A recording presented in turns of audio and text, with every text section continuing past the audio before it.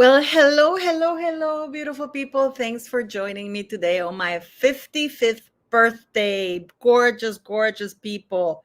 So, thank you very much for joining me. Yes, I am 55 years of age. I'm not going to say old, I'm 55 years mature. Yes, this is what a 55-year-old woman looks like. I feel like saying like a J-Lo thing. When J-Lo did 50, what was it that she said? 52, babe, or something like that. But of course, she has all these machines, plastic surgery, and stuff like that. I don't. And here is Miss Tina. Hello. Thanks Hello, for you okay? joining, sweetie. Thank you so very much for joining. So much to do, so much to talk about. Paula, can I just say, hang on a minute. Who is it? You look incredible. Happy birthday, lady. You look Yes, this beautiful. is what I look like when I put mascara, eyeliner, and lipstick. You you look incredible. Happy birthday. You had a Well, nice thanks so day. very much. Thanks so very much. It started. I want to say thank you to Nashla. Najla, if you're watching, Najla, thank you very much for your PayPal donation. Thanks so very much. You have no idea. Thank you very much for that. And I felt like crying when I got it. So thank you very much. So that's going straight to the school. So thank you, thank you, thank you, thank you. But yeah, this is what I look like, Tina, when I clean up. Cleaned up. You have cleaned up, lady. You have cleaned up. You look amazing. Thanks, You had a nice sweetie. day. Hmm? You had a nice day. I've been working all day. I just got my one of my dearest friends took me out for breakfast. But the thing is, I suffer from anorexia a long time ago, Mm. and it never really went away, kind of thing. I don't know if I can make it if it makes sense. Like, and then I had COVID, and with Yeah, COVID, it made it worse, even worse. yeah. I want to say thank you, all gorgeous people, for. Oh, shit, I should turn on the light. So you guys can see me better, because I know some people complain that you can't see me. Can you see me better? We see Yeah, it's just that, I have this light. My friend told me that I look like an old lady without it. you. These lights are incredible, to be honest. They they they I, they, I, they help I they don't help it. particularly like them. I don't particularly like them. Do you not? No, darkness is my friend when you're at this age. Otherwise, all your wrinkles are exposed. How have you been, sweetie? I'm okay. I have got a cough, so if I start like sorry, I do apologise. So What's happened? I've just got a cough and I can't shift it and I can't get Oh, into the that's doctor okay. till Don't Monday. So worry. I'm all right. I'm all right. I'll live. I was looking through amazing things that have happened on November 16th, right? And you know that Okay. on this day, on November 16th, Prince William and Princess Catherine got engaged, announced their engagement. Oh. Johnny Depp got his 1999, got his Hollywood star on November 16th. Yeah. November 16th is a good day for good people. And let me tell you something amazing. I have to share this because I just can't help not sharing it. So here we go. يا سلام يا جو فيليكس بكرة من أوبا جوتا هنا يمر هنا جوتا إلى رونالدو رونالدو رونالدو رونالدو رونالدو الله Yeah, Cristiano Ronaldo has just scored his 865th career goal. This man is going to be 39 years of age. I'm a big Chris. Thank you so very much, Ona Mamila and USA. Thank you very much. He just scored his 865th career Wow. goal. I mean, and he's gonna be third. Probably you don't follow football, right? My husband's an Arsenal fan. Yeah, we do football, and I know of Christian. Who doesn't know Cristiano Ronaldo? What woman don't know what Cristiano Ronaldo is? I know. We have so much to talk about because, okay, I'm gonna remove the Cristiano Ronaldo and we're gonna do Megan Small because I do like Megan Small, and we're all here to help each other. By the way, you have to go sign up to Tina. I don't know what to tell you guys. You should have had like 5,000 subscribers already. It's okay. To be, I don't post as much on But YouTube. you should, I'm not because very you get good. more of the message. I find that TikTok is a lot of censorship, even worse than YouTube. I've been really lucky on you on TikTok, to be honest. I've never had anything removed. I think they just let me ramble. They're like, oh, whatever. But yeah, I will get to grips with the YouTube. You know, it's just there's a lot of great creators on here, and it's just, you know, you, Megan's Mole, like there's so many. Andrew is so funny. Andrew's really funny. POV. Oh my God. Andrew Gray, so bloody many. You know? Yeah. He's really, really funny. So we're wishing Cynthia happy birthday too, because she's also having a birthday. Oh, it's so nice. It's so nice. But I wanted to show you something. We're gonna have 3 different topics today. Okay. I'm gonna do a very long live, but we're gonna have different topics. I want to show you this video. I actually did a video which I posted today earlier about the end of the road, the end for Meghan Markle, because a long time ago I said that this is a woman who had everything given to her. This is a woman who trolled the hard pavements of Hollywood to get D-list one-liners. Yeah. You know, and then she is suddenly, you know, she actually was aiming for Andrew, and by luck she landed Harry. You know, didn't she land him? No, I mean, and so I mean, she did know Prince Andrew, she did know Sarah, she did know Eugenie, and Beatrice. She did know all of them. Now they're all pretending, they're all playing along that they barely knew each other. That's absolute BS. But it's how sad of an ending for her. Go watch my video, guys. It's a sad ending for a woman who came from the gutter. The royal family gave her the full backing of the entire British monarchy, which is one of the most powerful bodies on earth here, most well known. The UK backed her, Commonwealth backed her, because for a while, the monarchy, and this is something I talked in my video, they had on her biography that she had 2 majors on Northwestern University, and that she had worked at the U.S. Embassy in Argentina. That's long gone. Yeah. But the dangers of that is that because it was at the monarchy's website, nobody dare question it, because people would think that the monarchy would not put things that are not true there, right? So people don't dig further. I think at that point as well, why would they? You know, she hadn't done nothing. And like you said, the British people had accepted her in. Harry was happy. We were happy, you know. No one was going to question it at that point, because she was just someone Harry met, and they were getting married, and the streets were lined on their wedding day. And we had no reason to question until we started to see Wimbledon and days like that. And it was just like, well, who are you? What's your game, you know? Yeah, but for me, I started questioning it right away, because when they said that she was a Hollywood superstar, I started immediately, a Hollywood star. I immediately Googled her, and nothing came up. Only this woman from Suits, a series on film in Toronto. She's a supporting role, you know.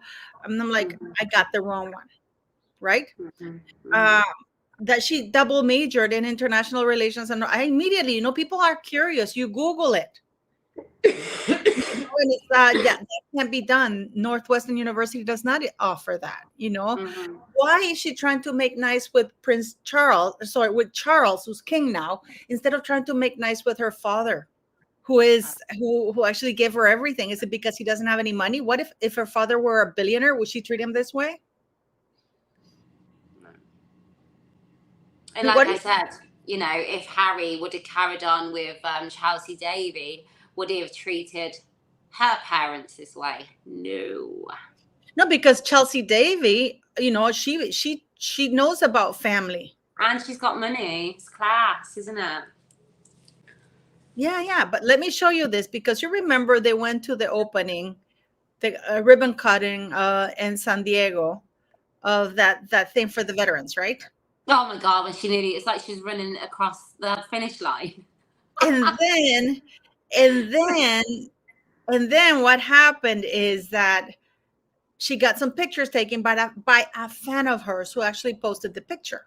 I've seen your post today with the video. That's the one of the fan who's been absolutely destroyed by the Sussex squad. Yeah, let's listen to this, guys. Saying how effed up it was that I would post that picture of her, how effed up it was that I would doctor a picture of her, that I'm being paid by the Brits, that I had somebody reach out to me about doing an interview to see how it would be meeting her, how my time was meeting her. Y'all need to let a woman live, okay? I deleted the picture because I felt so bad that people made me feel so bad. And just to show you which picture that is, I'll show it to you right now because I'm pretty sure that by now everybody's seen this, right? But this is the woman who took the picture, right? And we were saying that, you know, that she's a big fan of Meghan Markle and stuff like that. This is the picture. I'm going to show it to you. I know not that. I don't know how to do this. Wait, here we go. Okay, here we have. That's the picture. I mean, and this woman is clearly a fan of Meghan Markle's. What do you make of that? That because for some people, for some reason, people were saying that it was us attacking her, but it's actually the Sussex squad who was attacking her for posting Meghan Markle's real picture.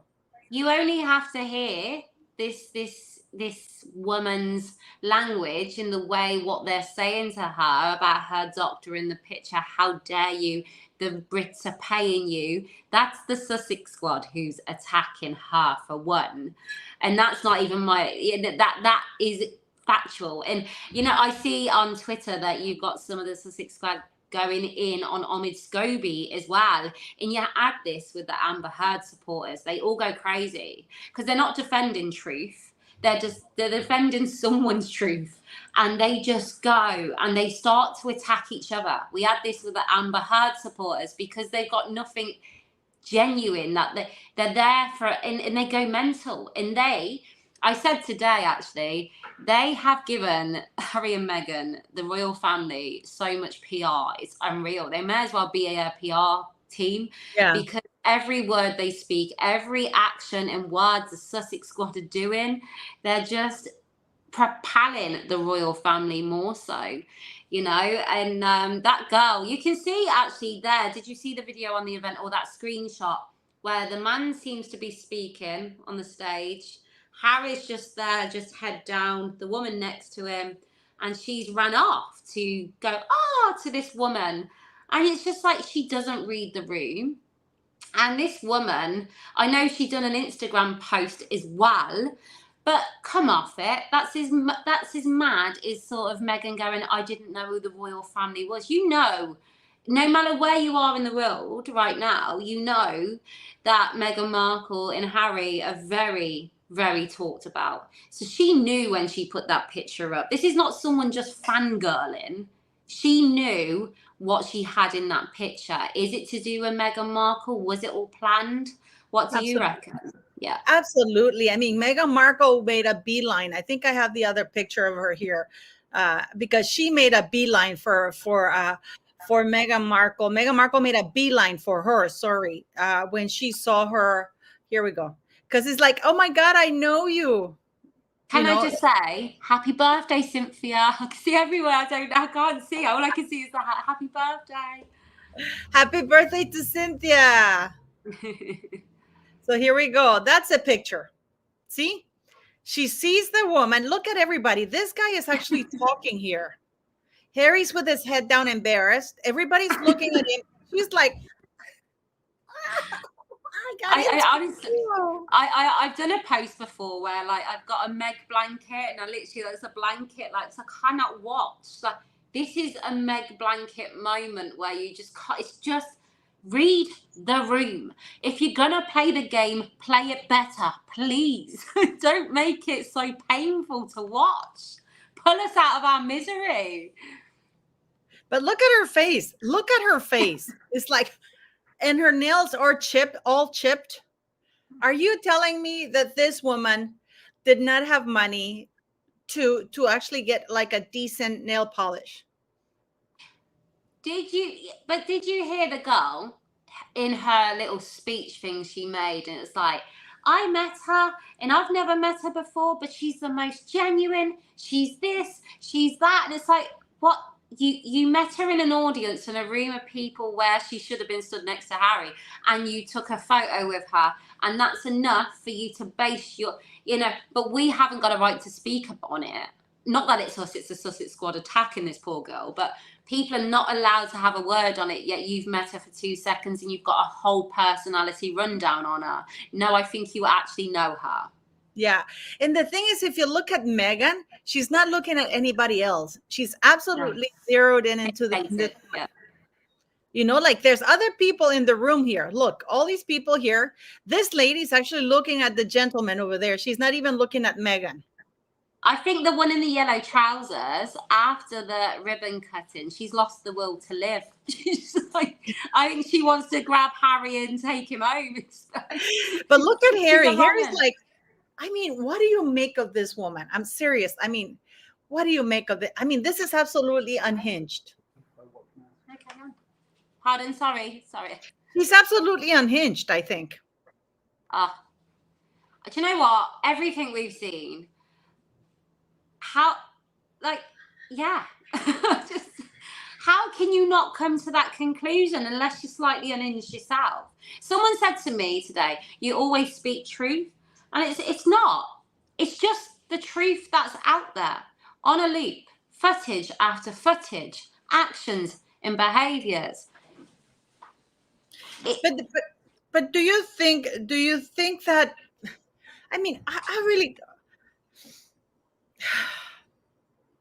I don't even know what to say. Do you think this is normal? No, not at all. I'm not joking, because look at this woman. Look at the entire, I mean, I go back here, guys. Look at everybody, because even here you can see here people looking, but look at this gentleman is speaking, and Meghan has her back to him. She's getting paid $100,000 to bring Harry to give a speech, because Harry's not getting paid. Okay, because this is not, by the way, guys, this Navy SEAL Foundation has absolutely nothing to do with Navy SEALs or the U.S. government. This is a private organization. Okay, so they are paying these people to come there, for Harry to come stand there and give a speech. And if you notice, nobody's published his speech. No. Only these crazy people. She's sabotaging Harry. Yeah. It's not the best look, but then it's not been the, do you know what, right? I've said, like, can you imagine you, right? Okay, so imagine being Meghan Markle. Okay, so Harry, whatever. If you are this genuine person, would you not try and fix some of this? But she just cracks on, that delusional smile on her face, like nothing's happened, like her dad is not out there somewhere after years of being there by her side. There's no remorse, there's no, and I done a post today actually where in Ahmed Scobie's book, it was Meghan sensed the family didn't want her there when the Queen was dying. And it's like, did you not sense that when you were sat on the sofa with Oprah, the minute you done that any moments like that would be gone? Do you actually believe, like, to hear those words are just, it's crazy, isn't it? The thing is that, with the Oprah interview, the Netflix thing, and the Spare, it's all while they were at the royal family, right? Their experience, and they're leaving and freedom fighting or whatever, freedom flight or whatever what you want to call it. But now they're out of the monarchy, and they they were there in the UK, and they're making a book about the whole funeral of the Queen. Why? And then they wonder what, because that is Meghan Markle. By the way, guys, how many of you think that's Omid Scobie writing? That's absolutely Meghan Markle writing. Okay? It's absolutely Meghan Markle writing. Absolutely. He's just now their voice, isn't he? Because there's no way, if Harry, Meghan didn't want any of this with a friend, Sorry, I've just had something come up on. I've lost trail of thought now. Carry on. With a friend, that there's no way that Meghan Markle would, that's Omid Scobie. Oh yeah, the book. Anything I read coming out of Omid Scobie's mouth now, in my opinion, is Harry and Meghan's words. No, absolutely. You know me, Paula. A big part of me, I flip back and forth because of my childhood and abuse. And I will have days where I'll see a post and Harry's being dragged about, pulled about, the rude, obnoxious. And I look at that and I think, if Harry was Harriet, the world would be screaming. That is wrong. But in some days, I feel that he's been that manipulated. But then other days, when I see the release of Omid Scobie's book and what's wrote in it, and I just think, you know what, Harry, you can stop this. You could say enough to this, but you're not, have you? You could say enough. But then I'm very conflicted. But from what I can see, any words in Omid Scobie's book, Harry and Meghan are a part of it too. It's their words. No, I don't think it's even Omid's book. It's Meghan's book. He's very. I mean, even the writing is as contrived as Meghan. Even the writing is as contrived as Meghan. Yeah. The writing style and everything. Oh, but and it's all lies. It's all lies. Tom Bauer said that Harry was asked to go to dinner when he arrived to the thing. And by the way, guys, you're telling me that Harry managed to rent a flight which was paid for by Charles afterwards. And he left at 5:35 and he didn't know that his grandmother had died. Lady C went around 2:40 p.m. and said that the Queen was dead. That was wrong. The Queen didn't die until like half an hour later. But she went ahead and released those news. You know what I mean? Like, we're talking that I don't know what time it was released. At 3:30, I think it was released in the United Kingdom that the Queen had died. Right. Yeah, I was on the way. Like half an hour. She went like 40, almost an hour before she died, and said that she was dead when the Queen hadn't died. Yeah. Okay, and then the Queen passed. When she passed, the world was notified, and and basically it. Do you know what though? And it all is like, and he didn't know, and he took off at 5:50. Yeah. The thing is that though, I see that because they're trying to make out that William weren't picking up the calls or what have you. But then you can strip that back a layer. Let's put ourselves in William's shoes. William's been there watching Philip go through, watching Harry on that sofa with Oprah. William's watched all that. He's watched his gran, the Queen. He's been there around his dad grieving, because you genuinely see Charles when he visited Philip, and we started to see a bit of more of an emotional side to Charles when his parents were dying. And he'd come out and his face was all... William has been there every step of the way with his family. So why in this moment is his priority Harry and Meghan after they've done all what they've done to them? He's in a grief. He's just lost his grandparents too. Is grand too, and I just think, you know what?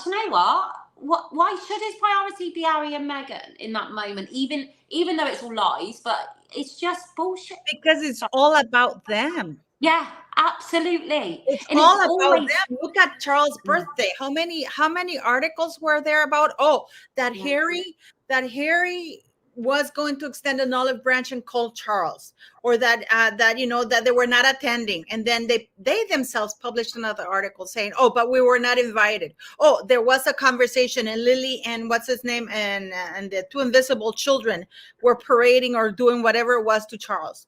Like, who would leak such dribble? It's completely unhinged. But also, again, if you strip that back, these children don't know Charles, so what are they doing? Like, if I were to say to my kids, right, we're going to do a video for your granddads you've never met. I just, for me, I strip it back to the family layer and the reality of that happening. If I said to my children today, like, Mummy's got a granddad, Dad, it's your granddad, you never met, we're going to do a video. I find it all very, just vile. How dare Harry try to... Let me tell you something. I'm sick and tired. Oh, we're always worried about what Harry and Meghan are saying, as though they are the big First off, the Queen had many grandchildren: Peter, Zara, William, Eugenie, Beatrice, James, Louise, Sarah Chado, I think, or something. I don't know. She wasn't a great granddaughter, but she had those grandchildren. None of them got to see the Queen or took a plane to go see the Queen, because it was only protocol, like that the king and so on. And then the rest of them would see her when she was brought. I don't even know why Harry was even there. He could have paid his respects like the rest of the grandchildren did. Come out and speak like he does. The reality is Harry, William were kept together. They were catered for. Harry was never seen in this country as a spare, ever. It was Harry and William, Diana's boys, Charles, them two. That's it, period. There's footage where they were both Harry and Meghan when the Queen was alive, and the seniors had to go in front, and you can see she's not happy with it. And I've lost my trail of thought. I don't know. I've been at work. Sorry. That he was never treated like a spare. Yeah, and that's the thing. He shouldn't have been there. He should have been in the other room, but he was there because it's William and Harry, and the UK wanted William and Harry, and they were always given William and Harry, and that's why you've got such a mammoth reaction in what Harry's done, because we didn't see Harry as a spare ever. We didn't see in it's just all a load of crap.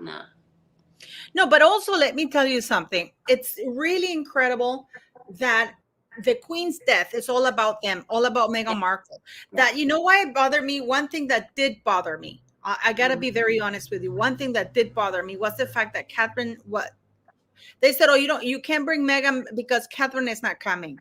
So why should Catherine be punished? Because she did have a bond with the Queen. Whereas Meghan had just finished. They knew what they were doing with Netflix. They knew what they'd done with Oprah. And they still, what it felt like? And I'm going to personalize this a little bit. It's like when you're being beaten up by your abuser, and when you respond and they get angry with you, how dare you? It's your fault. You're doing this. It's all about me. You're hurting me. Why are you making me do this to you? We're having right now abusive people like Harry and Meghan Markle, two idiots. And they're making the Queen's funeral, the passing, the death, about themselves, about a D-list actress who gave way too many blowjobs to get zero little lines in any movies or any shows. That means that she was not very good at it, because otherwise she would have got better roles. For people who say she must be very sexy, I'm going to dispel that, So that's one thing. Number two, it really bothers me because right now, we're having a book about that. And then they wonder why they're not invited to other events, because I can guarantee you, and please people let me know if I'm wrong, that there's going to be a book about them not being invited to the king's funeral, to the king's birthday. Yeah. So they're making books about non-invites, lying about things. Just like they lied on Oprah, just like they lied on Spare, just like they lied on everything else. But I mean, what do you make of it? But that's all they have now, isn't it? That's all they have. The invites, no one wants them around in Hollywood. Someone commented on my post who's from Hollywood today saying didn't even know who she was. People are over it. All they have is their claim to the royal family. Every time they open their mouth, they propel the royal family and they fall further.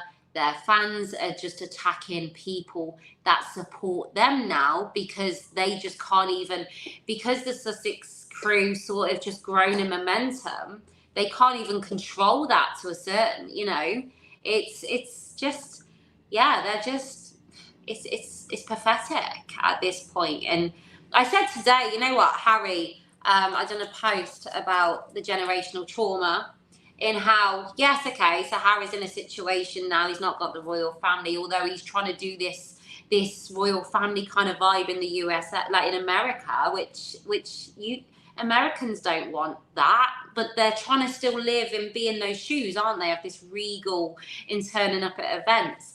I always said it won't be long before Harry and Meghan's at a meet and greet at the local nightclub, you know. But the generational trauma, he's got mum and dad in place. Okay, so he's fixed that. He's fixed that trauma that he faced. But actually, don't be too hasty, because in a few years, his children are yet to grow and realise and know. And they have grown up without any family around, will bring its own trauma, you know? But what generational trauma did Harry have? No. Okay, so I'm you going know, off you the said grief something of very his mom, you which- said something. I want to take you back to this, because you said something that's very profound, that he Okay. was never treated like despair. No, he But wasn't. he clearly himself saw himself as despair, just because he didn't have, his role was different than William, because they can't be two British kings, right? Can't at the same time. Okay. So for I him, don't- just the fact that he couldn't be king like his brother, that is his trauma. See, I don't think that Harry see himself as a spare until Meghan told him that. I think all the little bits in the book about sausages on plate, that's genuine brother conflict in anything that he put in the spare, thinking it was going to be a bombshell. We were like, that's just having siblings, Harry, you know. His own words, he didn't realise there was a problem till Meghan come along. And William, apparently, in on his book, he believes that he's been brainwashed by loads of therapists. And I believe that to be kind of true, this sort of Meghan kind of vibe and word salad. I genuinely believe, you know, when I heard in the spare about how when Lilibet was born and Harry and Meghan were doing skin to skin. I think you do that with a baby normally, but Harry and Meghan were doing it. And then she went to journal. What's she journaling for? Future book, divorcee book. And she told him sort of like, you are no longer a spare and now a man, and for that I love you. Why in a stripped back, vulnerable moment are you reminding him that he's a spare if that caused him so much trauma? No, you want to keep him as the spare. You want him to constantly hate on his family, in my opinion, you know? Yeah, but you know, I was thinking, because I've been thinking a lot about this, because you know, I saw Princess Catherine with the early years, how early years impact you enormously, which is true. But Harry had a happy childhood. He did. You know, he was adored by his mother. He was spoiled to bits. Even Princess Diana said that Charles was a good father. Yeah. You know, the grandmother adored them. He had a lot of cousins. He traveled everywhere. There was no trauma the first few years of his life, the first formative years of his life. Princess Diana said that before Harry was born, that was the best that she got on with Charles, that they were so happy. So we can't even say that there was trauma while she was in the pregnancy, being pregnant with Harry, because by Princess Diana's own words, that was the best time that they got on with. That's the best, not unlike, you know, her first pregnancy with you know, with William, that she threw herself down the stairs and she was very traumatized. She was being gaslit by everybody, absolutely zero support. But with Harry, it was completely different. You know, and so what is his trauma? He was treated exactly like his brother. Life of privilege, love, no trauma. I you know, the thing I would say about Harry, obviously losing his mom, which he's fed off, and you know, and his brother lost a mom too, but no two people are the same, and nobody, even people that have lost a parent, can relate to what it is to lose your mom on the main stage and going through all of that. That's his claim to trauma. This is why a lot of people that are in the aftermath get triggered by Harry in the way he's, you know, sat on sofas with Gabor. It's a lot. For someone we look on, I would have loved a dad like Charles to adore me like that, you know. And many people, and even people that have lost their grandparents, they're like, sickened that he could treat his grandparents in that way. Harry's trauma, I think it was ignited when she came along. It had to. And I genuinely believe when she kicked her family to the curb because they didn't fit in and she didn't want that, and the world looked on and sort of went, that's a bit odd. In my opinion, that's where she wanted to get back home anyway. And I think to balance it out, to make her look less bad, he simply had to lose his too. That's my opinion. You know, in what we've seen, I think the world looking on and going, why are you not having your dad give you away? And starting to question her, she then had to reconfigure, and what do I do now? And this way, they're both the broken sort of victims, not just her standing out for being bad, you know, it's sharing out that victimhood and hers blending in with his. I am fed up with Harry saying that he has trauma. I know that everybody is different, but actually when Princess Diana died, he did get a lot of counseling. He did get a lot of love. The press backed away completely. William asked them to back away and leave him alone as well. Yeah, but the Queen also, you know, and the press actually completely backed away. Yeah. You know, he was in a very cocoon environment. Everybody was feeling sorry for him. He has been playing my mom dead card since his mom died. Mm-hmm. You know what? I see him. I gotta say something that's disgusting. In The Crown, they portray that Prince Charles goes and tells Harry how Princess Diana died using the excerpt from Spare. That Prince Charles came and sat on the bed and just said, your mom is dead, and took off. Which that's not how it happened, by the way. No. Well, yeah. Didn't Harry say it was more than that in an interview? No, but in Spare, he said that his father came to the room. He just said, your mom is dead, and he took off. Not a hug, not anything. When that is absolutely not the case. No. I don't know. It's balmy, isn't it? It really is. And I just look at Charles and I think, you know, he just looks, when you see the unveiling of the statues, and he had trauma. He was bullied so bad as a child. He never fit in. He's not perfect. He's made mistakes, but nobody deserves what he... Can you imagine never fitting in, this pressure to be king on your shoulders, knowing you have to lose her in order to step in, and at the time where that comes and you know she's dying, your child is putting her through that. Can you imagine the guilt towards her? The guilt, what have I done wrong for my son to do this to us? Can you imagine what he's been through over the last couple of years? You know, from a parent point of view, it's awful. Yet, you know, she's out there trying to run across a ribbon. Is there no human empathy, or just, we're tired, we want this to stop, but no, Ahmed Scobie, let's bring some more. Then people go, why are you talking about them? Because they keep putting this out there. And you know what's so funny? I had somebody here on the chat saying, oh, why are you talking always about Meghan Markle making money? Because Meghan Markle is making money of lies, truly lies, about the royal family. We know, and not only that, she trashed her own family, her own father. Do you know what? I done a post actually about the aftermath, because I do the aftermath. I speak about the aftermath of domestic violence and what we go through.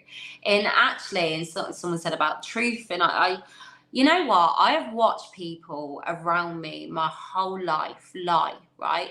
I've lived a lie. I lived a lie in my childhood, trying to project this perfect and everything's not what it looks like. I've watched my mom scurry to hide bills from the postman, even though she was working 3 jobs. You know, she was lying just to survive, yeah? Lies she didn't want to tell. And to watch people lie on the main stage just for their own gain, to cause damage and hate. You know, but I am fed up. I mean, he was never treated like this bear. He was never treated like this bear. The only thing he could not be is king. but he got the same privileges. Megan Small, hello, thank you. Hello, Ginger Gritius. I'm glad you like this. Megan Small, I sent you the link in case you have a few minutes to come on in, okay? I know that your little man is sick at home, but you know, if you have a few minutes, that'd be nice to hear your voice, because I just played that little clip about the woman who was trashed by the Sussex squad, and Cristiano scored a goal. So yeah, but he was never treated like despair. He got all the exact same privilege, and he had more freedom growing up. And also, the British public loved them. He was like, they were flying in the papers, and that's what they said, didn't they? The royal family were doing leaks to try and, you know, dim that flame over them. And Harry was never looked at or perceived as the spur. Now, look at him now. Did you ever see anyone jumping in front, barging him out the way? Did you see that, or did people treat him with respect because of that title on his head? What do we see now? We see a man who's barely there, like in the background, in the backdrops. Like that ribbon cutting, she was virtually sat on the lap of that man. You look at the interactions of everyone else lined up, and he's behind her. Like no, yeah. but yeah, you would never see that. I mean, you know what I mean? I would have paid good money to see William naked, not Harry. But you know what I mean? I mean, because William, it's very good looking man. But it's something that it's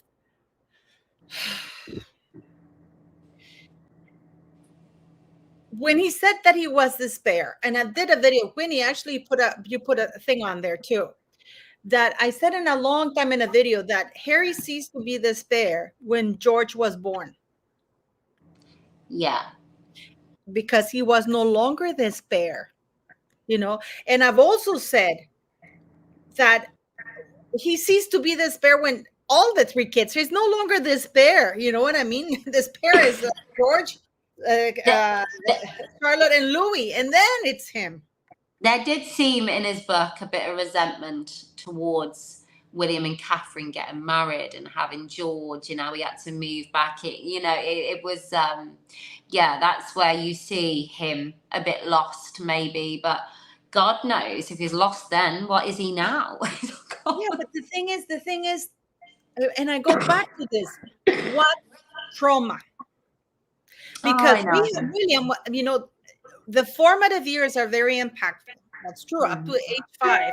And then you just get that idiotic thing that, you know, you start growing and stuff like that. His mother died in a car accident. It happened to a lot of people.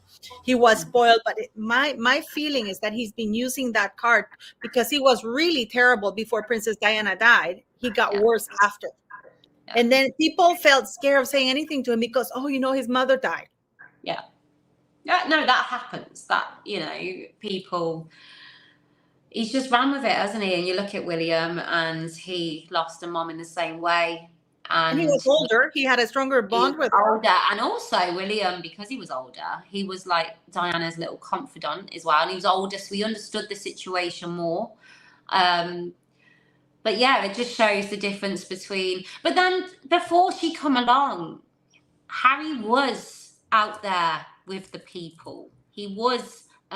he was doing it, yes, led by the royal family. You know, he wouldn't have gotten victorious if it weren't for the royal family name. This platform that caused him so much pain also brought him a lot of luxury and gain. You know, there are children out there that are born in, I've said it before, born into, you know, drug addict parents. There are children out there, carers for their parents. There are children facing homeless. That compared to most, his trauma is nothing, but he's got the platform to make his trauma live on because of who his mom was. And my God, but he was healing in the same direction as William until, by looks of it, my opinion, Meghan come along and goes, oh, are they pushing you to the back, Harry? You can see it now. Yeah, but that's Meghan's. But again, I always say that she was able to bring that out because there was something to bring out. Yeah, I agree. Because nobody can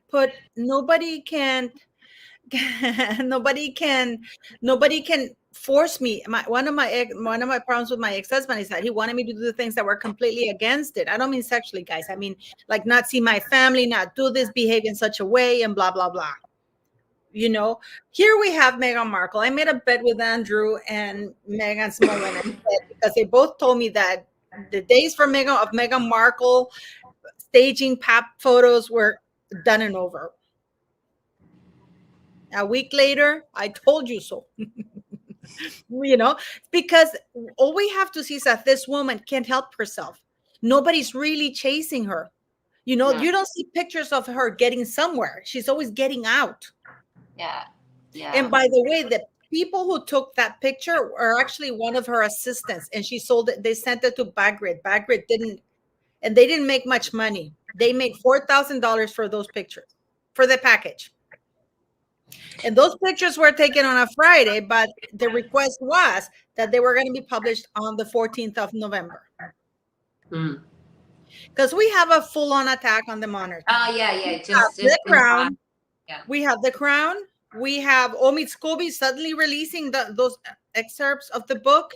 We have like 8 or 9 articles about how Harry was coming to the birthday party. Then he wasn't invited. Then the king leaked the original articles because he wanted to distract from the failure of Kenya, which was a resounding success.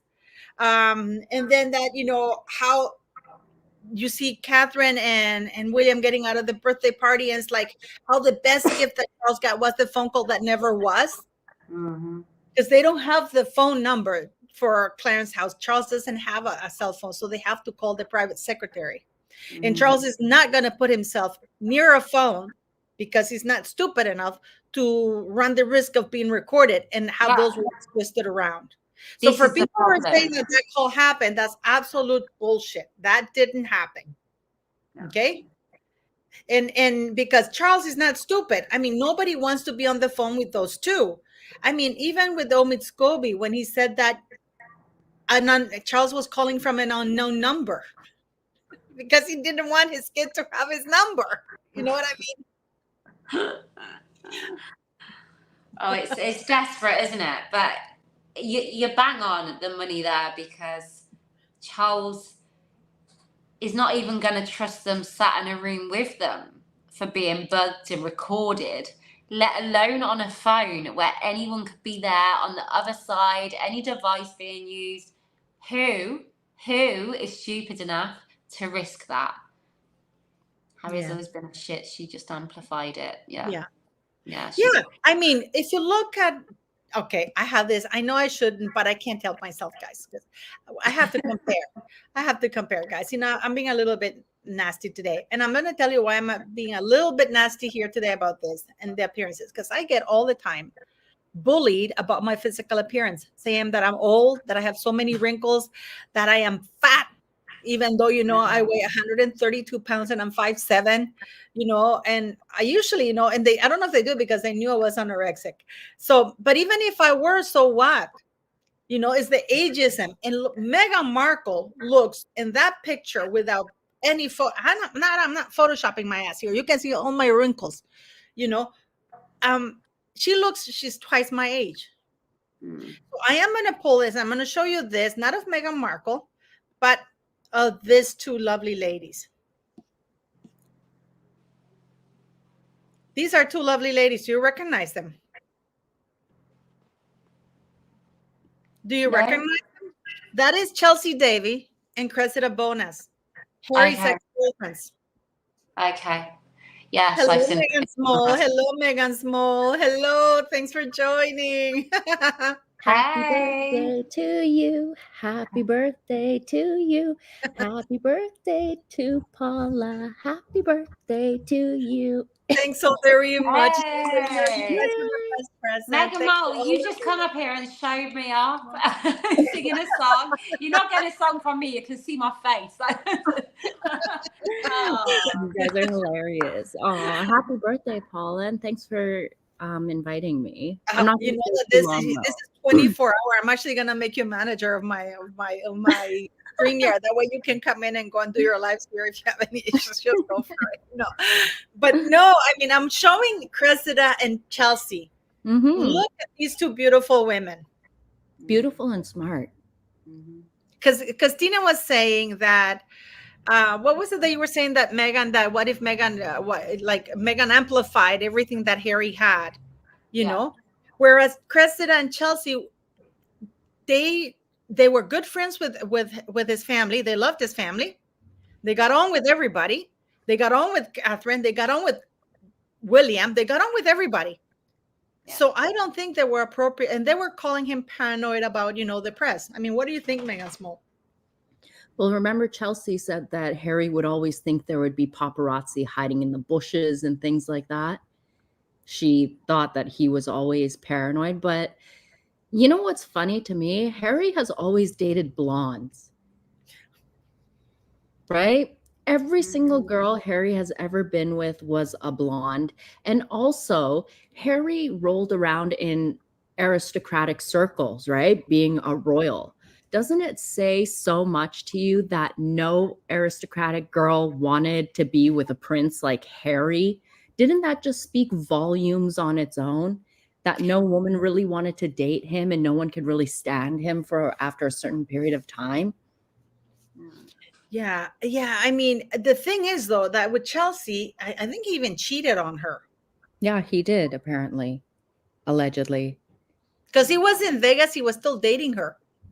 Romping around naked.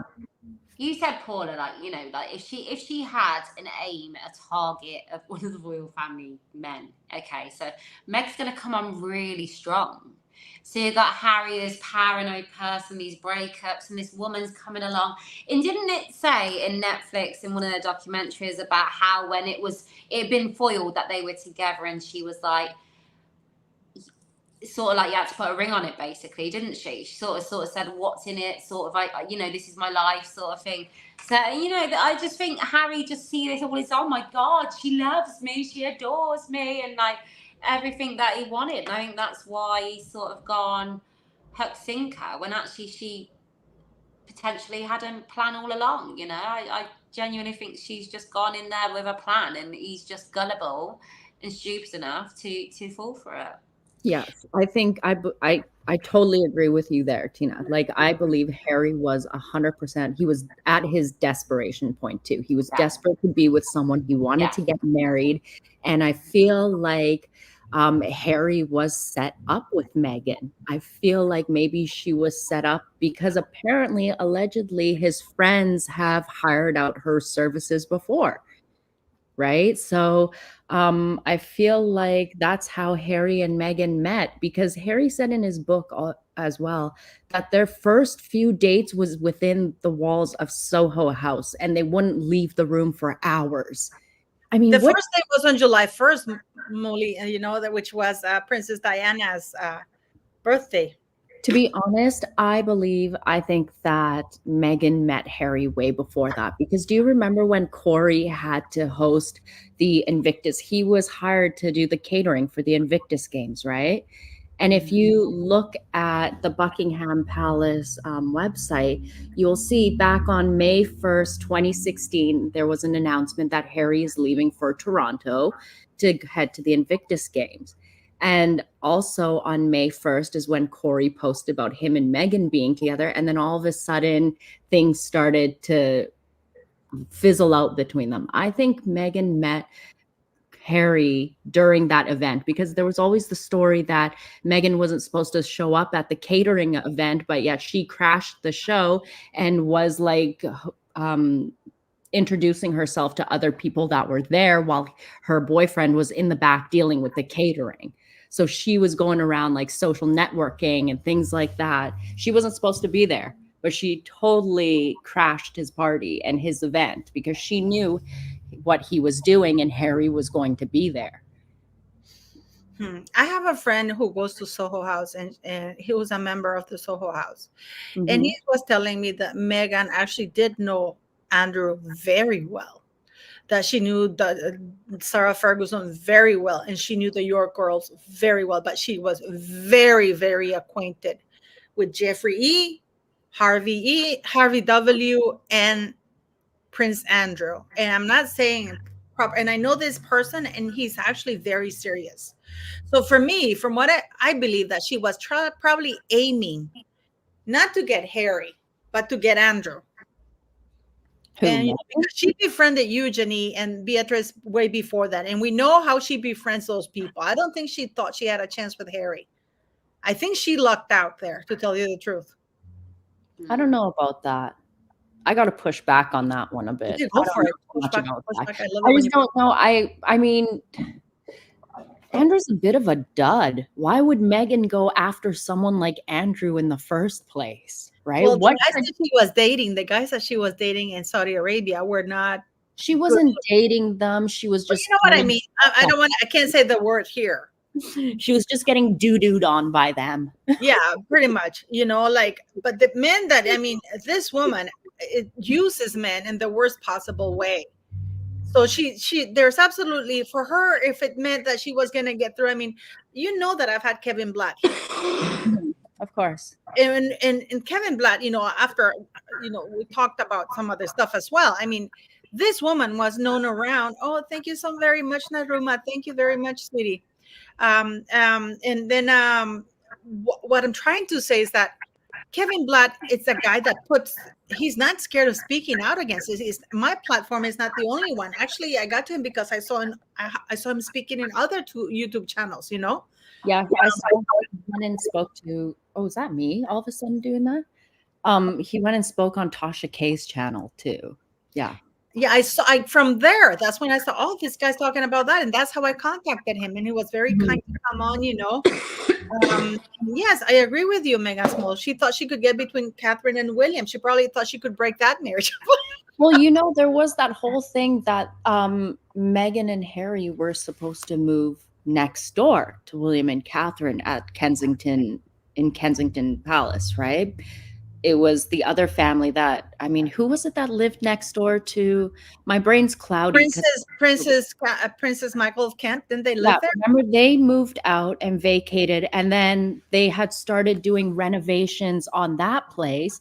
And I've always heard the story that the reason why they weren't moving into there was because Meghan had bumped into William and made a pass at him, and he rebuffed her pass, obviously, and she went and told Harry a whole different story about William made a pass at me, and that's what basically made a mess between the brothers because Harry's always been jealous, right? And then we hear that once again, because remember when Meghan and Harry hung out with the Fosters? You know why they fell out with David and Catherine Foster? No. Because Meghan was making a pass at David Foster. Catherine knew about it, told Harry to tell his wife to back off, and Harry said something along the lines of, "Oh, you just jealous because my wife is so sexy," something stupid like that. Yeah. But that's what Meghan does. She makes passes at these men, and Harry is so dumb that he doesn't even see it happening under his nose. Right? Like we see the way that Meghan makes eyes at other men right in front of him. I mean, that's actually quite terrible. I mean, Oy, that needs a warning, man. What the hell? You need to tell us before you put that up, please. Why? no. My goodness, you couldn't at least tell us right before you flashed this up. My goodness, I almost I'm sorry, I didn't know you were drinking something. I hope you're okay. Are you okay, Megan? Yeah, I'm okay. Do you know what? She looks completely different to what you're used to as well, doesn't she? And someone just said in the comments about the woman who brought this photo down and how she's woke and they should have kept it up. But it makes you wonder if she's been contacted to bring it down. I don't have a problem with many things, but Megan's Molly, we were talking about. Tina said something very profound that I think that Harry was never treated like this bear. He was treated and absolutely. I mean, they even dressed alike. When I even dressed them the salud, they even dressed them the same. Princess Diana wanted to make sure he didn't feel left out. Yeah, and Where do that you was the see that? problem from the very Because we're beginning. talking about the formative years and trauma, generational trauma, or genetic, like Harry's. Genetic pain. Yeah, genetic pain, whatever that means. Um, but he had none. He had a very stable childhood. Yes, his parents got divorced, no major trauma. He spent most of his time. He went to Balmora. He had all these things. Both his parents were present. Even Diana said that Charles was a good father. Yeah, he was. He was. So Well, where do to you be think fair, the despair comes? Is it because Tina was also saying that it was Meghan who put it in his head? I think she played more into his insecurities of being second fiddle to William. absolutely. But But Meghan second is fiddle such a- to what, really? The only thing that he couldn't do was be king. yeah, and she put into his head that he could be king one day. But look at him. The guy can't do anything for himself. How could he be king? Could you imagine someone like Harry being king? Seriously. And Meghan being queen, because that's the whole point of it, isn't it? That's Yeah, but the whole point of it, isn't it? But that's Mhm. why you see them now doing these events where they open up these gyms and stuff, and it's trying to still walk in those shoes of a royal role. This is what the royals would do, but actually the royals do a lot more. They actually bring a voice and awareness to that event they're at, rather than it just being about them running out to get into the crowd to get a picture with a certain someone. I Like agree. they're trying to bring this royal elements and still be this almost counter royals, and it's failing epically, isn't it? It's failed. It's not even failing, it's failed. And we have, for example, now Tyler Perry coming on and saying that in a podcast that no, it wasn't through Oprah that he contacted Meghan Markle. It was through her publicist. Why? Do you believe that bullshit? Oprah's pretty much on speed dial with Meghan Markle, taking private planes to see her before she even gets married to try to nab the engagement thing, because Meghan was angry Oprah didn't get the engagement interview.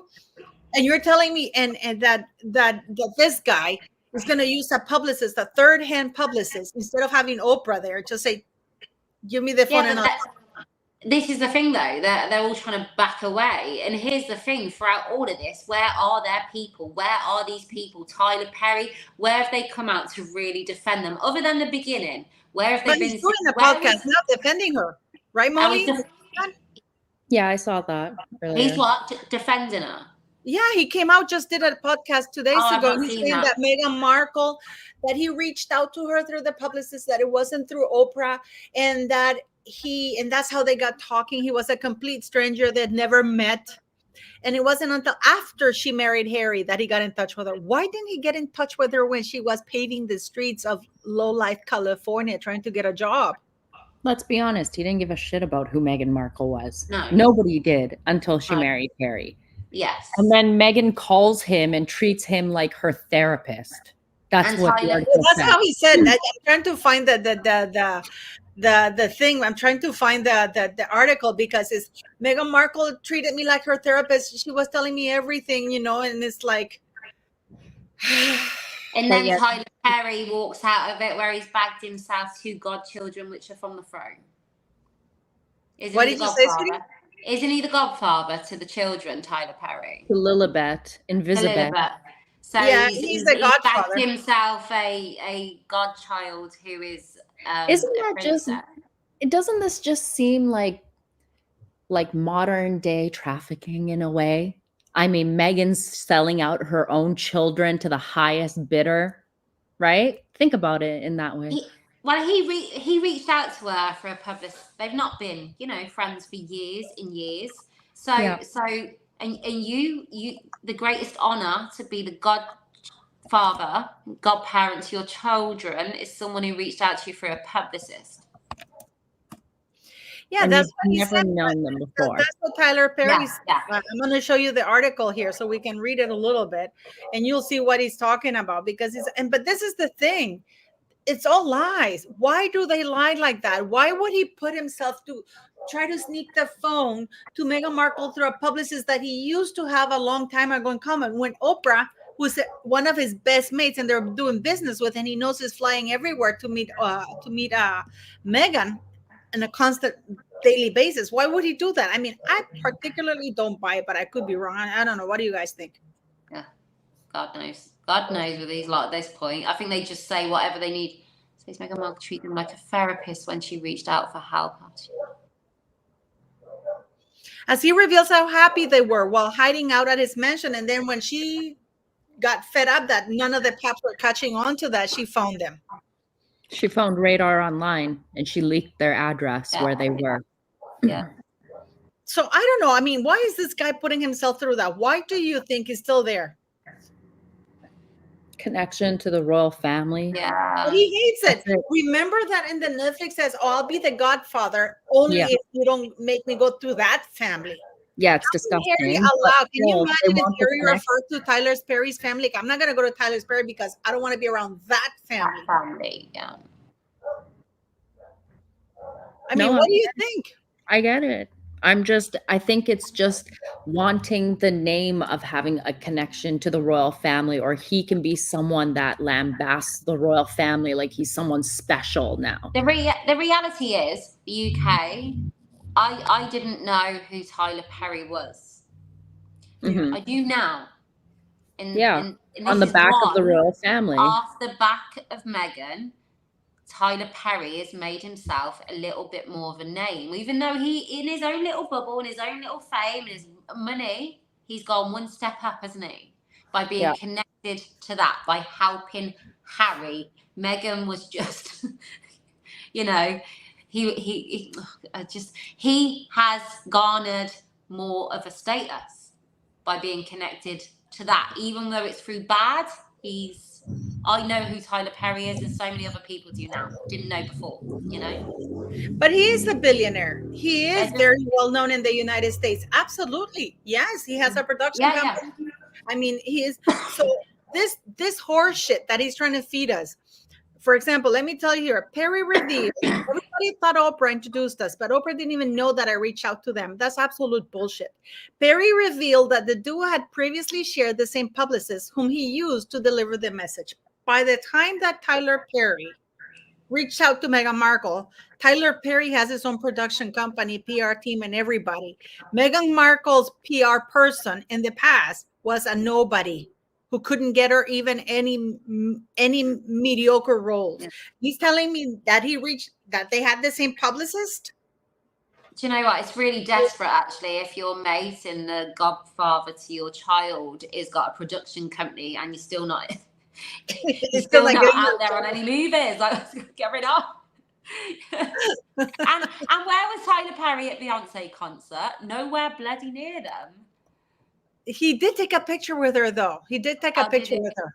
Yes, he did take a picture with her, you know, and but he wasn't really with her. She went to sit next to Jeff Bezos. She tried to weasel her way to sit next to Kim Kardashian and Jeff Bezos, but you had Lauren Sanchez, a Latina, blocking her ass, you know. So it's not gonna happen. And did you see this latest thing, guys, from Omid Scobie? I'll show it to you guys. And I mean, you give me your thoughts. You both give me your thoughts because I want to hear what you have to say. Now, Omid Scobie, 42, denies new book Endgame is Harry and Meghan's, and it's rather about the current state of the royal family hours after success. That's absolute bullshit. Harry and Meghan have not distanced themselves from anything. We know that Omid Scobie doesn't even pick his boogers without their consent. If he's saying the same thing about Endgame, I hate that name because I love the Avengers, and like I said to you yesterday, Megan's Mole. I mean, is he a fucking Avenger? You know, like, what do you guys make of this? I just read that and I just think, what does Omid Scobie really know about the current state of the royal family? The only bits he knows is from his two mates who are the Harry and Meghan. Like, so them trying to distance themselves from it is a waste of time, because anyone with a mind will look at that book and go, that's their words. And they can try and distance, they can try and do all what they say and do, but we see through. Like, I mean, what do you think? I mean, what do you think, Meghan Markle? What do I think? I think we just all need to remember what happened in the last court case that Meghan was involved in. Omid Scobie lied to the courts. Meghan lied to the courts. Harry lied to the courts. All three of them lied to the courts, claiming that they didn't collude with each other, but then it came out that they did. So I'm supposed to believe that they didn't do it again? Yeah. Here we go. I have it here. Yeah. Mm-hmm. That was Harry's email to Jason Knopf. This is just the same BS being regurgitated, but just brought out in a different way. I'm absolutely horrified and disgusted that Harry would release information about the Queen's final moments. I mean, let's talk about how every single other individual of the Queen's grandchildren were not there. Zara was not there. Beatrice was not there. Eugenie wasn't there. James wasn't there. Louise wasn't there. We don't even know if, like, who else was there. But Meghan Markle, the chick who basically allowed Prince Philip and the Queen to both go to their graves, thinking that the world thought of them as both being racists, trying to tarnish their reputation. This hussy, this charlatan, this disgusting, disgusting mattress actress. Right? And I'm absolutely, you know what? I will thank Meghan Markle for showing the world the true Harry, because now I only wonder and feel for, part of me doesn't feel for the royal family, but you guys put up with this much bullshit behavior from this asshole. And yet you're still coddling him. It's absolutely disgusting. And Meghan showed the entire world exactly who Harry truly is. He's a trash bag individual just like her. That's why they have found each other in life. That's why they work well together. They're both degenerates. Yeah, I absolutely. I've said this so many times, and I get so many flack back every time I say that, you know, the only reason they're yin and yang, that he found somebody because Cressida and Chelsea were not willing to lend themselves to his game. Yeah. And he found somebody. Chelsea and Cressida, actually, when he started dating Cressida, he was doing quite well because he started taking therapy because William told him to. You know, he'd been in therapy. So remember when they did that Heads Together? Mm-hmm. And he was doing in therapy. He looked very happy. He looked healthy. Mm-hmm. You know, and then we have Meghan. And the reason why it was so fast is because he found somebody who he felt could get along and would follow his plans. And she found an idiot who was willing to go along with her skanky plans. Yeah.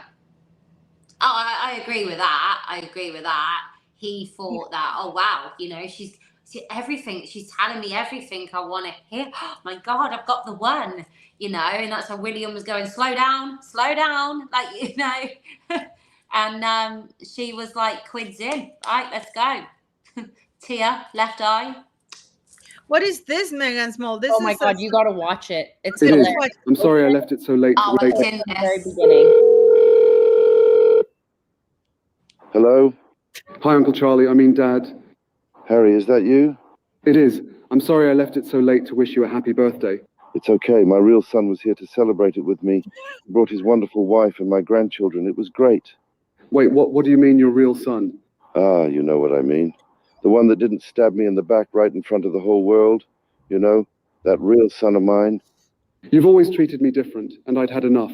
I mean, I know there is something between us. Something the public have always had a dig about. My whole life. And it's not like it's my fault. I can't be blamed for something like that. Well, it's not my fucking fault either. I would have never wished that to happen.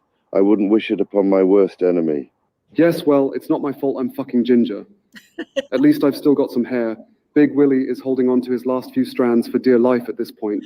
You mean you thought it's because you're a ginger? I mean, Oh yes, it's because Oh my you're ginger, right? I'm going, Harry, I'm busy at the moment. One of Andrew's friends has been at it again, God. Oh my God. and I'm trying my best to have it swept under the rug for him. Okay, no problem. I guess I'll speak to you soon. Yes, whatever, copper bollocks. I mean, it's so funny, you know, like this. I don't even know, you know, it's kind of like, but this is the state of affairs, you know, this is where we are with the royal family at the moment. This should have honestly been handled once Harry and Meghan decided to leave and step back from the royal family.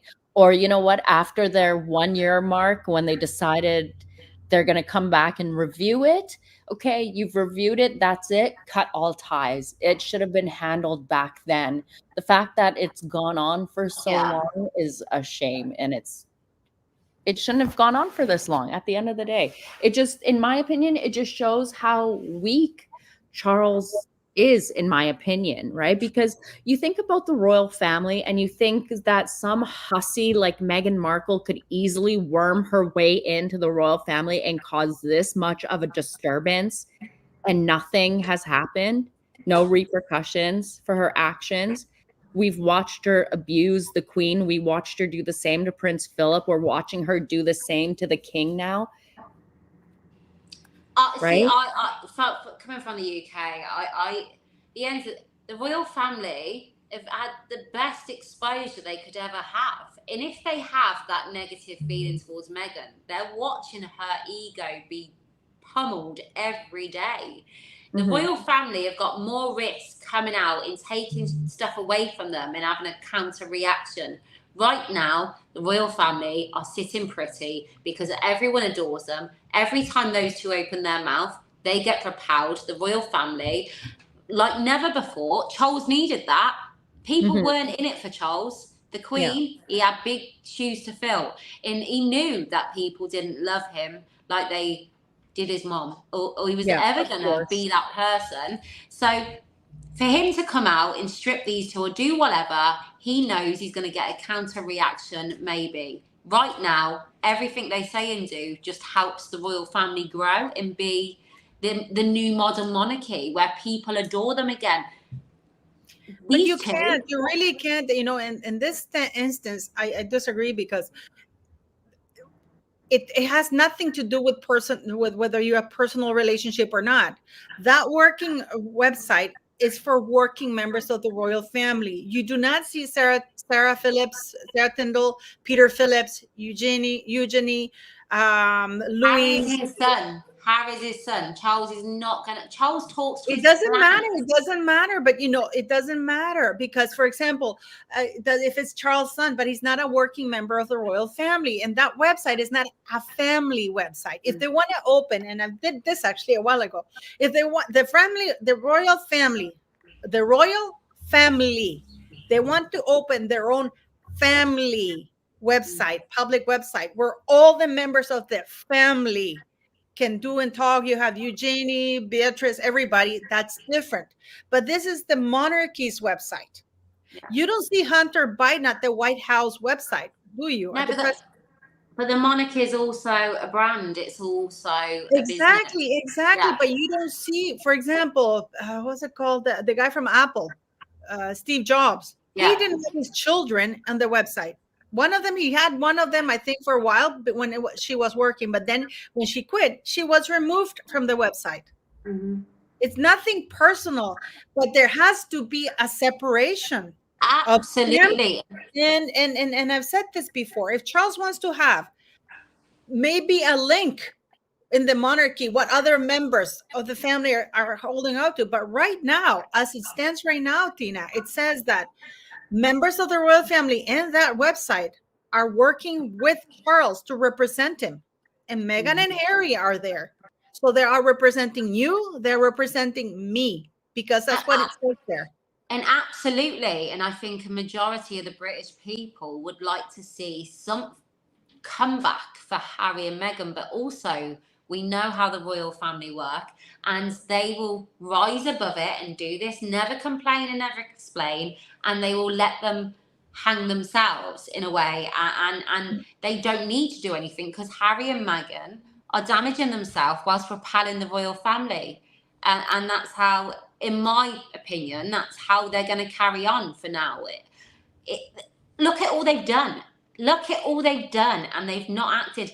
The Queen, maybe, if she was still alive, I think maybe would have done something. And if William took the throne tomorrow, I think he would possibly act. But Charles, he looks destroyed. See him. His mum and dad, king. I think he will pass it on to.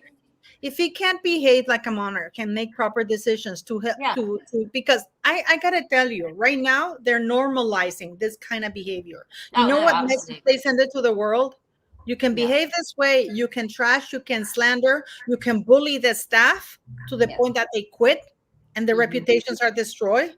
Yeah. And we are rewarding this behavior. This is rewarding behavior and sending a very clear message to the world that these two are untouchable, that no matter what you say, no matter what you do, no matter if they commit fraud. Right now we have Invictus, $30 million. I'm so fucking pissed. I'm sorry. I don't even know a lot about this. I just know the two what's gone on.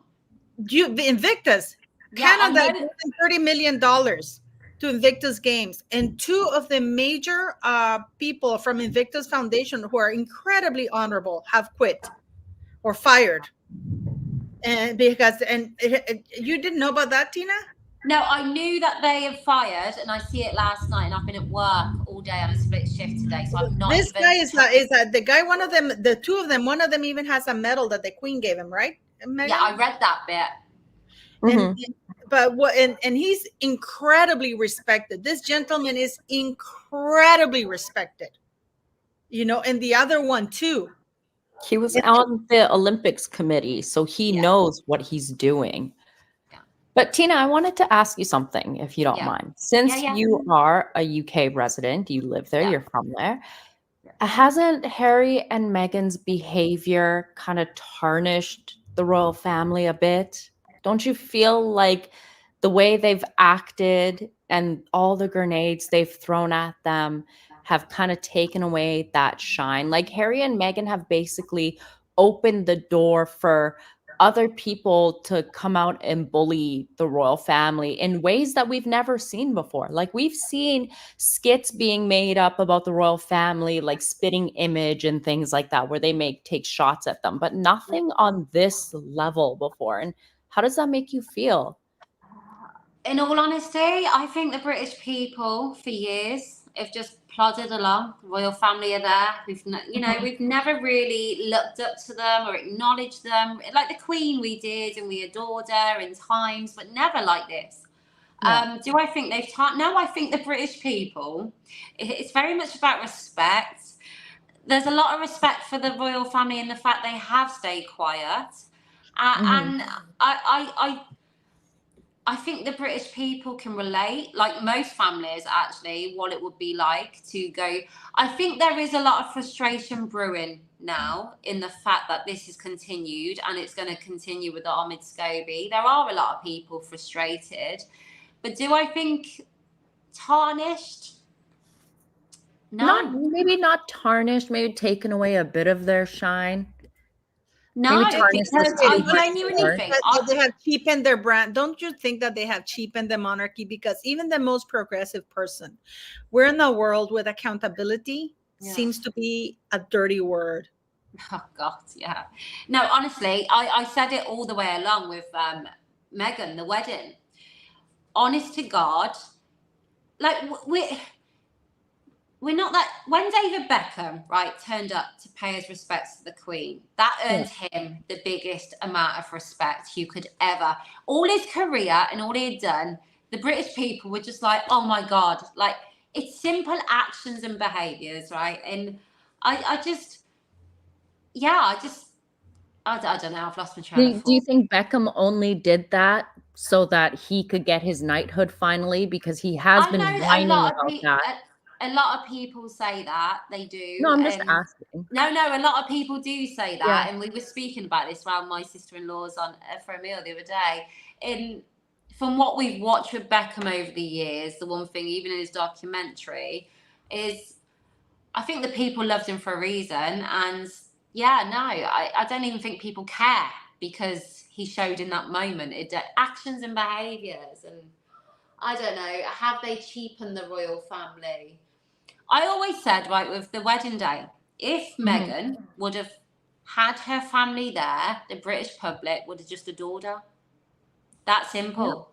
Yeah. The British public would have absolutely She would just have been definitely like, won some she's points. real family, Yeah. like they're just like us. Yeah. Hats off to her, fair play, respect. Well, she would have won points because her family were commoners. Yes. She would have won that point. She would have won the commoners over, but she didn't Absolutely. want to. She wanted people to think that she was something better than that. Yeah.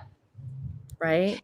Yeah, absolutely. And I think the thing is, people would have adored her and gave her that respect. And I just think British people in general, we're not that, you know, it's just about respect and values, and this is why people have turned on Harry and Meghan, and I don't think they've cheapened the royal family. I think we respect the royal family more now than ever because they have kept their mouths shut and they've not rose to the occasion. However, I do think as this goes on, people are going to start getting frustrated if this continues. You know, people in the UK will never accept Meghan Markle back. And I think a little bit, they would accept Harry back. I'm sorry, I hate to say it. I know they will. I have been seeing we've been reports brought up with Harry. We watched the Harry before, we see him after. It's a massive change. Yes, he was a bit of a spoiled dickhead. They all are. They all live in an opulent wealth. But like I said, that Wimbledon post, the royal family have always been untouchable. But we don't want them to be arrogant about it. We don't want them to rub it in our face that they're untouchable. And it's a fine line. Meghan got that completely wrong. Yeah, I mean, I want to ask you, because now we're talking about this, that we're talking about the monarchy and being cheapened and everything, the brand and stuff like that.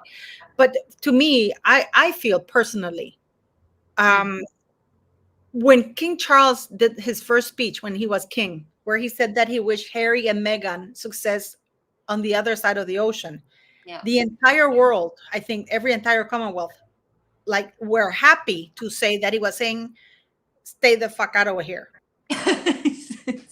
Yeah, so I come back. Everybody applauded him whenever he has tried. You know, when Queen Margaret of Denmark stripped the titles from his grandchildren for his second son, you know, only the second son was angry, and the kids that were prince and princess no longer were upset. Everybody else, entire Denmark, she had the full backing of the entire country and actually pretty much the world. And people were looking at Charles to see if he would behave that way.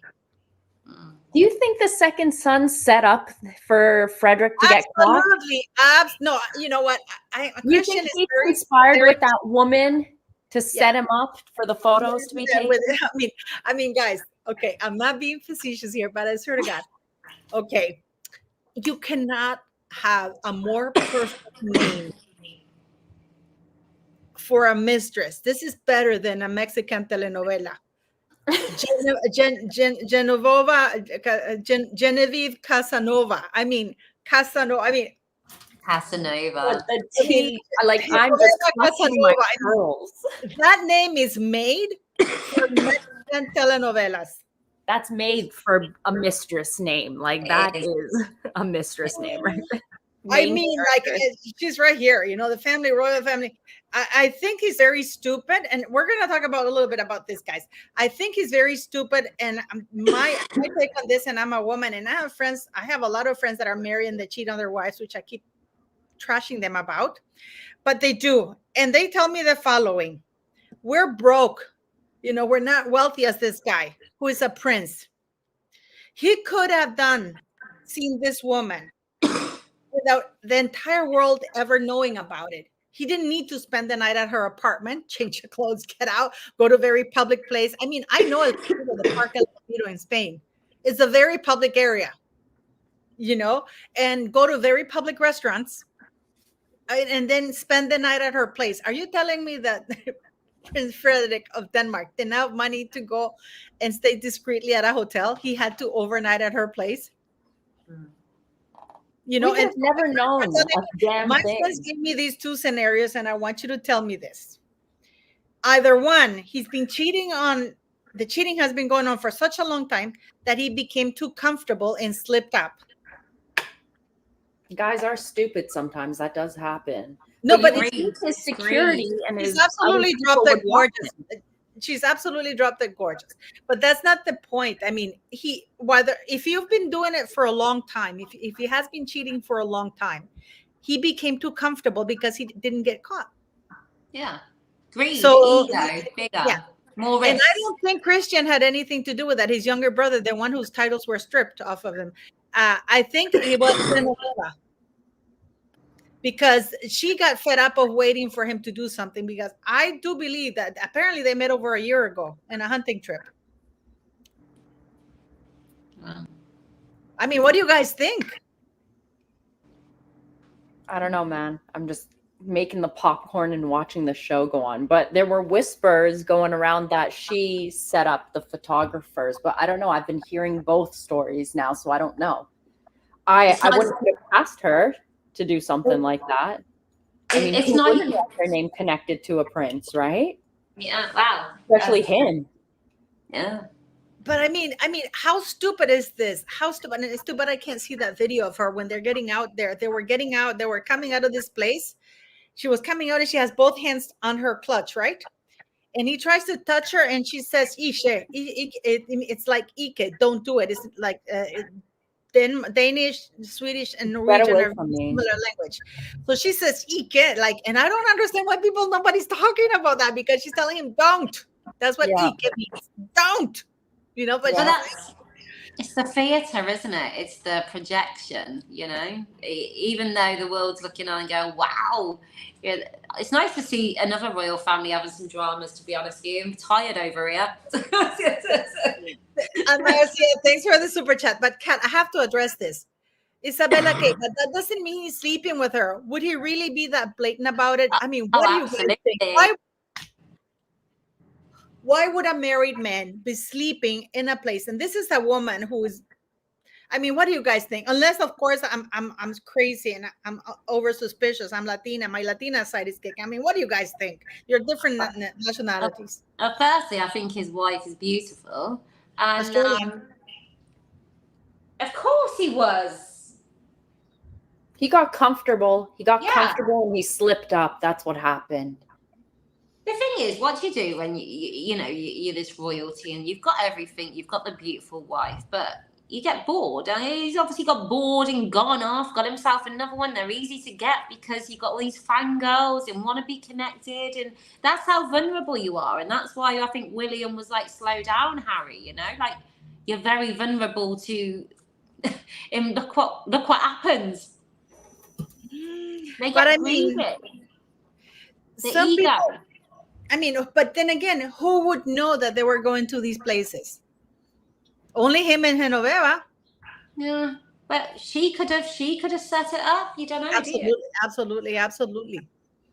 You know, I want him to commit to me. You don't know what he's been telling her. You don't know, do you? I mean, what do you guys think? What do you think is going to happen? God knows. And before we leave, we need to talk about this. Wait, I'm going to get this for you because we really need to talk about this. I mean, I have to talk. There's two things that I wanted to talk about, but this one, I really want to hear both your input, because I don't know, man. I mean, let me see. I'll share it with you guys.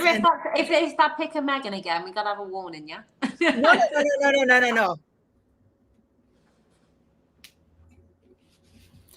Oh dear. I believe them. There's always been whispers about those two for so long, and there's been stories about Dwayne Martin. I 100% believe the story. What about? And I heard that Jada's kind of screwed up because Jada said that she was going to sue, right? She was caught on TMZ saying, "We're suing." I watched I watched another creator's channel, and they had a lawyer on who said that Jada, who went onto the Breakfast Club afterwards and basically spoke on what happened and gave comments saying, yeah, it doesn't bother us. We were joking about it. And she basically cooked the case for Jada and Will by making those kinds of comments, saying that they laughed it off and thought it was a joke and they didn't believe it and they thought it was hilarious. So she's basically ruined Will's case before he's even filed it by making those comments on the Breakfast Club. I mean, what do you Jada's think? fat mouth gets everything in trouble. Again, I've been busy. I've not seen any of this. So I'm like, what? My gut obviously is Jada doing what she did. It didn't go down well, but then at this point, whatever Jada says is not going to go down well. A bit like Meghan Markle, you know, like they're done for because people have seen their actions and behaviours which don't fix their words. And you know, you get the vibe that they've got this open kind of marriage kind of thing. So, do I believe the story is possibly true? Yes. Do I believe it's been put out there to garner sort of support for Jada, that she's not the only one because she's got all this hate because of what she's done? It's a minefield, isn't it? It's what's yours, Paula? I mean, I absolutely believe it. That's the guy. I mean, who is he? Who was he? Is he a singer or something like that? He became famous because he went viral for doing a patty pies thing. No, hold on, that's someone else. Sorry, wrong gossip. This guy was Will Smith's assistant. Basically. Okay, I've just realised it's a yeah, it was an assistant. I was mixing up my gossip. But I mean, I absolutely believe it, and I think this is the reason why Will Smith is never leaving Jada, because she knows or has seen him with other men. I'm sorry, that's the truth. That's how I feel about it, because you know it's insane that Will would stay with her after this woman is lying about being engaged to Tupac. Raising his kids, his children, to see Tupac as a father figure, a man who was never really. I mean, everything that Jada has said is absolute lies about Tupac. Tupac never proposed to her. They were never in love. In fact, 1 year prior to Tupac's death, they were not on speaking terms. You know, so absolutely, this woman is absolute. But there's again, you know what she reminds me of here, ladies? The lack of boundaries, because she even went and talked about Tupac having alopecia. And this is maybe why she said that she's having alopecia when she doesn't have. You know, this is just like Meghan. There are no boundaries. They blab everything. They lie about everything. And then she's sinking because her unworthy biography sunk, and she received backlash. I wouldn't put it past her that she's the one leaking all this information. Yes. That's my guts. That's my guts. Yeah, to equal things out, to help her sort of people to understand what she's been putting up with. It's damage control for Jada. Although I do believe that maybe he is, and she's been happy to go along with that, and maybe that's why she's, you know, I needed a man and Tupac and all that. And it's just toxic, isn't it? The more you see about these rich and famous, the more it's just like that. And I mean, I don't know what to tell you guys. And I mean, but what do you guys think? You want to know what I think? Yes, please. I think this is just my opinion and my thoughts, but go for it. You don't have to apologize. Just say it. No, I'm just saying. But I think I'm doing things at the same time. I think, like Tina said, I believe that Jada set up this guy to come out and give this interview to drum up more publicity, to get more attention for herself and Will. I mean, we know she's conniving. We know she's a narcissist. She needs attention. I wouldn't put it past her for 1 second to do something like that. Mm-hmm. And then on top of that, she's been with Will for so long. She's probably has so much dirt on him to destroy him with or to do things with him. And think about it. At the end of the day, who is the famous one out of Will and Jada? Will. What is Jada known for? Nothing. Being married to Will. Yeah. I mean, she's always wanting attention. Yeah. She's always wanting attention. That's all she wants. And she's doing it by destroying her own husband and ruining him every chance he gets. She opened the door for this. She opened the door for their sex life to be discussed out in the public by discussing it on the Red Table Talk and emasculating him and bringing up the fact that you didn't make me feel good. And I went and had sex with our son's friend because I wanted to feel good. That was the most disgusting. Like Tina, like I can't believe someone, like he sat there while she said, I wanted to feel good. Are you kidding? And this man is still with you? Yeah. Like he looked like he was about to have a breakdown on that set. And she's sitting there stone-faced. I wanted to feel good. I believe she set this up for this to come out about him. Yeah.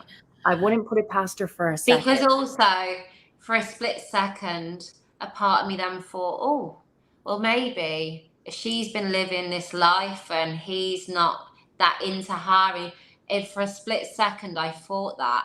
And this is what it does. It readjusts the balance to get some of the people that are hating on her to think and have a split second. And some people will go with that and jump back on support for Jada. And this is what they do. And that's what I thought when Meghan, you know, had all the backlash to the wedding and not having her family there. That was then, oh, shit, okay, I need to balance this out, in my opinion. And we need to be in this together sort of thing. And that's why Will's been dragged in. You're bad.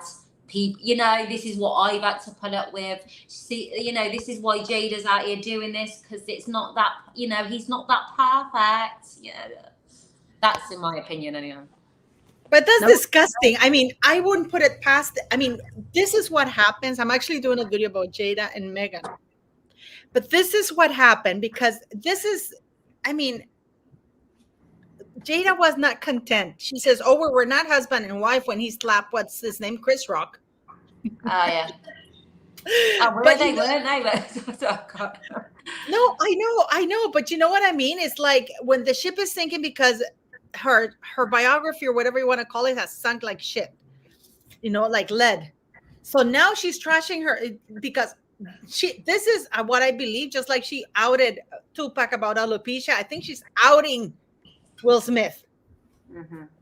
Yeah. What do you think is going to happen if Will Smith, for example, if it were to be confirmed that it was Jada who set this whole thing up? Do you think it'd leave her, or this would be the bad marriage for life? God, do you know what, Will Smith, when you see all that the other week, then you see him on that stage with her saying she's the bestest friend I've ever had. You sort of think, how sad is that? You know, this person that does the Red Table Talk, like Meghan's mom said, in the way she emasculated him, how is that the bestest friend? And I think she's got him hook, line and sinker over something. She must have, my opinion. You know, it's not great, is it? Will he leave her? I don't know. He seems like a broken man. He's absolutely broken. I mean, the way he showed up in Philadelphia, right? Molly, he looked like such a little cuck bitch when he did that. Yes, absolutely. You know, like, I love this woman. I was like, oh my God. Like, fucking universe. Are we in the same fucking universe? Yeah. And that's what people look on. And the thing is, right, what Jada doesn't realize, no matter how many talk shows, how many books, that moment with that Red Table Talk and the way she annihilated him. And even the kids are getting involved in it at this point.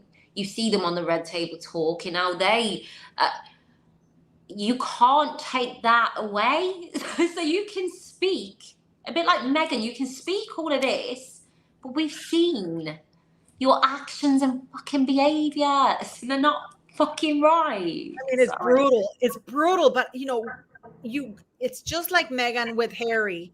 We have Jada with Will Smith. I mean, because we've seen Harry literally destroy himself, his brand, whatever worth he had for this woman. And it has nothing to do with sex. Because nobody can have sex with Meghan or Jada. Jada looks like a rough dude, you know, especially. I'm sorry.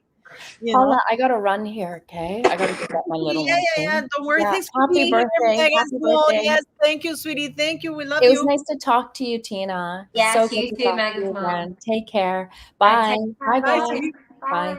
Bye. Bye. I mean, I don't know what to say. And before we go, I want to show you this because this is actually something that has been bothering me. It's like Amber Heard, Oh, but this is I don't know if you guys have seen this story. Do you know who Tiger Woods is? yes. This came out today. Tiger Woods' ex Erica Herman admits she was never the victim of sexual abuse by famed golfer as she drops legal action. What are her reasons? Because she was fighting to get out of the NDA so she could talk about their life, sexual life, because she was asked to sign an NDA before she hooked up with Tiger Woods, right? Yeah. Okay. And then Hernan had initially argued that the NDA was not enforceable under the Speak Out Act. Have you ever heard of that? No. Okay, the Speak Out Act, it's an act that was enabled this past year. Basically, if you're forced as a female to sign an NDA and you're sexually harassed or abused, Okay. then the NDA is not applicable. Okay. So she's saying that she said that in order to speak out. She issued a lawsuit in order to get out of the NDA, claiming that the NDA was not enforceable under the Speak Out Act, which of course that meant that she was sexually abused by him, which prohibits the agreement in cases of sexual harassment or assault. Okay, in her initial case seeking to void the NDA, Hernan made the startling allegation that the 82-time winner on the PGA Tour had sexually abused her, but went on into no detail as to what the alleged abuse entailed. A judge then ruled in May that this meant the act was not applicable to her NDA because he saw evidence, and the evidence did not stack up to it. Oh wow. So, I am mean, so sick of and you know what bothers me about this? Well, That people, just like when Meghan claimed that she wanted to commit suicide, just like now she's going to claim that she has an eating disorder, just like she's got claimed about racism. These people go without any consequences because the right thing here would be for her to legal consequences, criminal yes. charges be launched against her. But I can guarantee you, just like Amber Heard, Meghan Markle, and Jada Pinkett Smith, there are no criminal charges against them. And please, guys, let me know if you guys, what do you think about that?